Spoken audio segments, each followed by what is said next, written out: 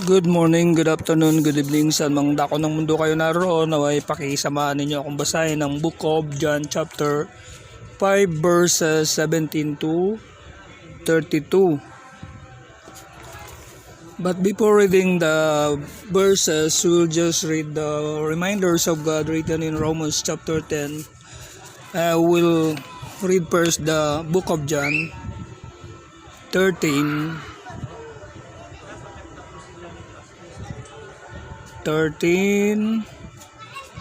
verse 34 35. A new commandment I give unto you, that ye love one another, as I have loved you, that ye also love one another. Isang bagong utos ang sa inyo'y ibinibigay ko, na kayo'y mga gibigan sa isa't isa, na kung paanong iniibig ko kayo ay mga ibigan naman kayo sa isa't isa. By this shall all men know that ye are my disciples, if ye have love one to another. Sa ganito'y mga kikilala ng lahat ng mga tao na kayo ay aking mga alagad, kung kayo'y may pag-ibig sa isa't isa. And in Galatians 6 verse 10, as we have therefore opportunity, let us do good unto all men, especially unto them who are of the household of faith. Kaya nga, samantalang tayo'y may pagkakataon, ay magsigawa tayo ng mabuti sa lahat, at lalong-lalo na sa mga kasangbahay sa pananampalataya. Kapatid, patunayan mo sa akin na hindi mo lang nakikita ang mga verses na binasa ko, kundi iyo pang namamalas. Kaya, what are you waiting for? Subscribe na, like, share, and comment na rin po. Now we will proceed to Romans 10 verse 17. So then, faith cometh by hearing, and hearing by the word of God. Kaya nga ang pananampalataya ay nanggagaling sa pakikinig, at ang pakikinig ay sa pamamagitan ng salita ni Kristo. And in John chapter 3 verse 19, and this is the condemnation, that light is come into the world, and men love darkness rather than light, because their deeds were evil. At itong kahatulan na naparito ang ilaw sa sanglibutan, at inibig pa ng mga tao ang kadiliman kaysa ilaw, sapagkat masasama ang kanilang mga gawa. And in Matthew chapter 5 verse 14, ye are the light of the world. A city that is set on an hill cannot be hid. Kayo ang ilaw ng sanglibutan. Ang isang bayan na natatayo sa ibabaw ng isang bundok ay hindi maitatago. And verse 16, let your light so shine before men, that they may see your good works and glorify your Father which is in heaven. Lumiwanag na gayon ng inyong ilaw sa harap ng mga tao, upang makita nila ang inyong mabubuting gawa, at kanilang luwalhatiin ang inyong Ama na nasa langit. And in John chapter 8 verse 12, then spake Jesus unto them, saying, I am the light of the world. He that followeth me shall not walk in darkness, but shall have the light of life. Muling ang nagsalita sa kanila si Jesus at sinasabi, Ako ang ilaw ng sanglibutan. Ang sumusunod sa akin ay hindi lalakad sa kadiliman, kundi magkakaroon ng ilaw ng kabuhayan.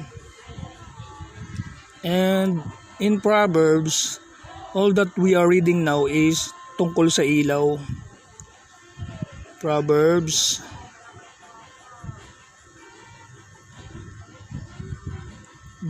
chapter 6 verse 23.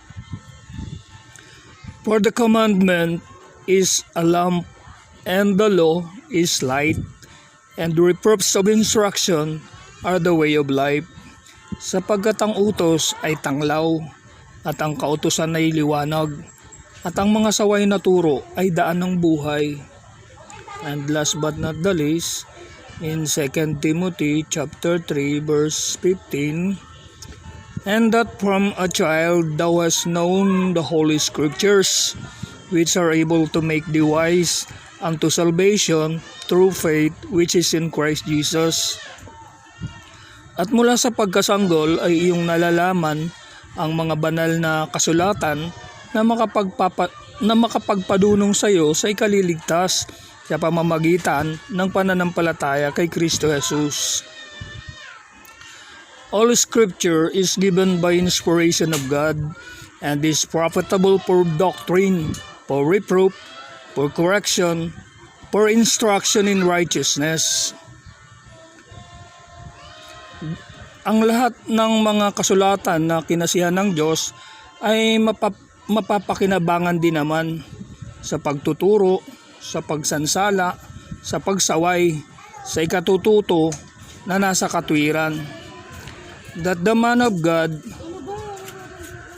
may be perfect, truly furnished unto all good works, upang ang tao ng Diyos ay maging sakdal, tinuruang lubos sa lahat ng mga gawang mabuti. Now we will proceed now to the book of John. Thanks be to God. To God be all the glory and praise. Thank you also for reading the Bible with me. Please subscribe, like, share, and comment na rin po. And remember the book of John 13:34-35 and Galatians 6:10.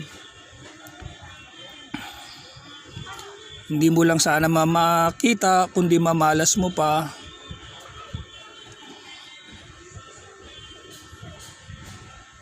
Chapter 5 verse 17.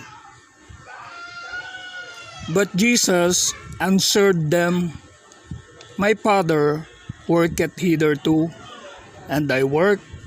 Datapot sinagot sila ni Jesus, Hanggang ngayon gumagawa ang aking Ama, at ako'y gumagawa.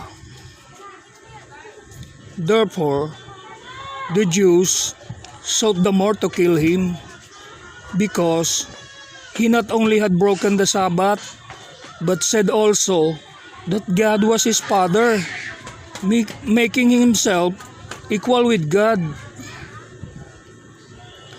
Dahil dito nga'y lalo nang pinagsikapan ng mga Hudyo na siya'y patayin, sapagkat hindi lamang sinira ang araw ng Sabat, kundi tinatawag din naman ng kanyang sariling Ama ang Diyos, na siya'y nakikipantay sa Diyos. Then answered Jesus unto them, Verily, verily I say unto you, the Son can do nothing of himself, but what he seeth the Father do. For what things soever he doeth, this also doeth the Son likewise. Sumagot nga si Jesus at sinabi sa kanila, Katotohanang sinasabi ko sa inyo, hindi makagagawa ang anak ng anuman sa kanyang sarili, kundi ang makita niyang gawin ng Ama. Sapagkat ang lahat ng mga bagay na kanyang ginagawa ay ang mga ito rin naman ang ginagawa ng anak sa gayon ding paraan. For the Father loveth the Son, and sheweth him all things that himself doeth. And he will shew him greater works than this, that ye may marvel.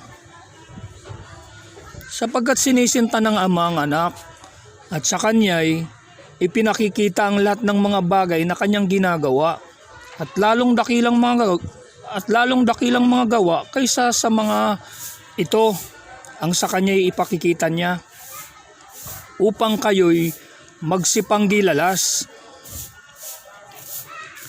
For as the Father raiseth up the dead and quickeneth them, even so the Son quickeneth whom He will.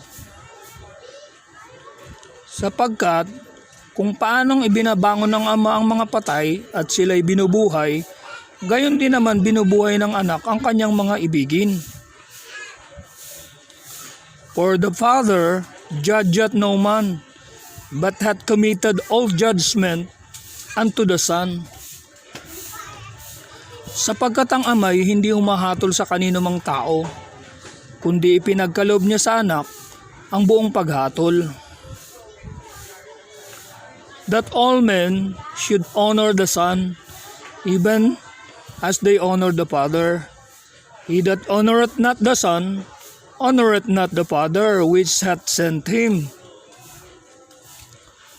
Upang papurihan ng lahat ang Anak, na gaya rin ang kanilang pagpapapuri sa Ama, at ang hindi nagpapapuri sa Anak ay hindi nagpapapuri sa Ama na sa kanya'y nagsugo.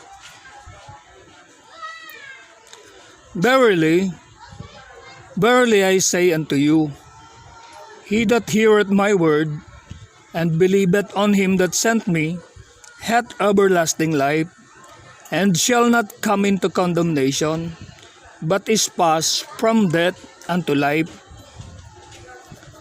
Katotohanang sinasabi ko sa inyo, ang dumirinig ng aking salita at sumasampalataya sa kanya na nagsugo sa akin ay may buhay na walang hanggan at hindi mapapasok sa paghatol, kundi lumipat na sa kabuhayan mula sa kamatayan.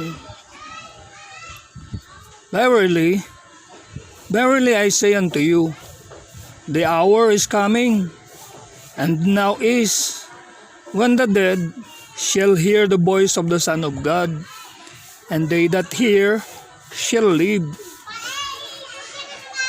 Katotohanang sinasabi ko sa inyo, dumarating ang panahon, at ngayon nga, na maririnig ng mga patay ang tinig ng Anak ng Diyos, at ang mga karinig ay mga bubuhay. For as the Father hath life in himself, so hath He given to the Son to have life in himself. Sapagkat kung paanong ang Ama ay may buhay sa kanyang sarili, ay gayon din namang pinagkalooban niya ang Anak na magkaroon ng buhay sa kanyang sarili.